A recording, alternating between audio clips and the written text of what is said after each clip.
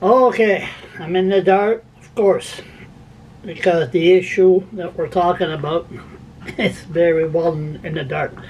I had 5 beers because I watched a debate, and that's enough to drive a person drink. Okay. It was on CTV News, and I've been always condemning CTV because, and the other media, they always say homelessness, homelessness, homelessness. They don't talk about drugs. So I send them a letter. They want an email letter. The letters are gone. An email for the debate. And this is what I wrote. Can you ask Ed this question for the debate? Do you support safe injection sites around the province? Thank you. But as for, that they debate the issue of crystal meth. So I think they got the hint because I'm the only one that the issue came up and they never mentioned my name. That's okay, as long the issue comes up. Okay. Let's listen to what they said. Welcome back to Fredericton. We return with the 3 party leaders ahead of the New Brunswick election. Voting day, of course, on Monday. And for this round, we'd like to discuss social issues and education. Mr. Higgs, you drew first for this segment. Urban areas are struggling with the effects of addiction and homelessness in downtowns and some cities. Businesses lock their doors in the middle of the day while they're open for business. People don't feel comfortable walking downtown. There's drug use, there's overdoses daily. Clearly not a good situation for anyone. What will you do to turn this around? So, Todd, we've been very clear. With our Compassionate Care, our Intervention Act, we actually are going to find a path for recovery. The days of living on the street on drugs has to end. We said there would be no more new injection sites. We don't believe free heroin is the answer to the future. We've seen the growth in our communities, our major urban centers. We've seen those complaints that you just highlighted. So it's time to deal with this in a Compassionate Care Act that helps people help themselves.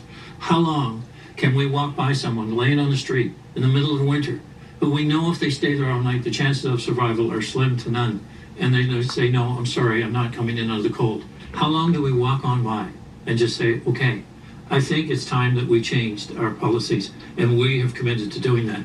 The safe injection sites are not working. We've seen BC now, who people looked at as a stellar operation. Now the Premier of BC is saying, no, that's going to end. We believe in voluntary recovery is now the answer. We've seen Yukon premiers. We've seen it happen right across the country because the current model of drugs for all to stay on the street is not working. But it's not easy. I've talked to many people that are working in shelters to help people get off the street. It's not an overnight fix. It's a process. And we've committed to provide the right facilities, the right care for both mental health and addiction treatment that gets people back on track, gives them hope, gives them a life back. Because today's method is simply not working.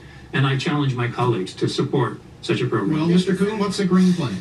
So a couple of things. We'll work with what is actually shown to be effective, like the 12 Neighbors program with tiny homes in Fredericton. Very effective, taking a lot of people off the street. They're staying housed. A model that's being celebrated across the country. It is. It's going to be adopted in St. John and Moncton and elsewhere. So build on that success. Social development's still not on board with it, so we would make sure it got on board with it. 2, pick up models and adapt them from other places. BC has a complex care housing system for those folks who are homeless, who are more difficult to house because of their complex needs. So we get MB housing to build the housing and 24/7 wraparound services for them to keep them housed and get them on the road to recovery. And the road to recovery requires getting at underlying childhood trauma, getting at underlying mental illness, and that means treatment, and that means access to psychotherapy and access to mental health counseling, which the Green government would cover. Right now, it's very difficult to get the psychotherapy you need when you need it, or the mental health counseling when you need it. We make sure that happens. We've got a lot of practitioners in this province, but many of them are private. and there's no way of paying for their costs. You go to a doctor, it's paid for. You go to a psychiatrist privately, it's not paid for.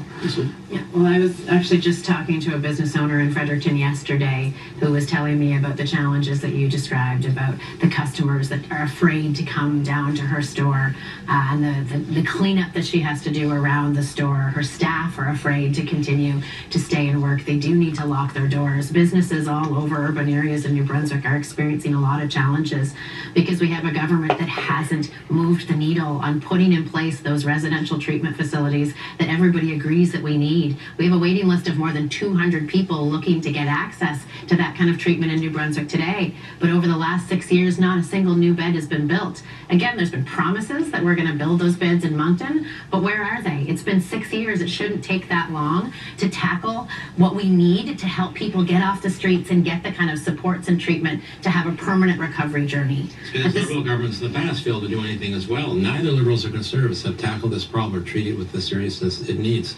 When many of the mental hospitals were closed down, it was said that solutions will be in the community, and neither Liberal nor Conservative governments put the solutions in the community. So what we're seeing on the streets today are the representative of the failures of successive governments, both red and blue. So and a we whole would change government that. has adopted that solution where we're going to put in place supports for those people in community, the community outreach workers that are there on the front lines, seeing it every day. But we're also going to invest in the pipeline of talent. We're funding clinical psychologists and clinical psychiatry spaces in universities in New Brunswick to make sure that we have the people we need to tackle the mental health crisis, because we are short school psychologists across schools in New Brunswick, particularly on the Anglophone side. Kids today who are having mental health crises don't have the supports they need in school, and that's creating the upstream problem that we're seeing on the streets. And Premier Higson wants to force people into care when we don't even have the beds for the people who want to be there. And so we have to make sure that those beds are being developed in communities across the province,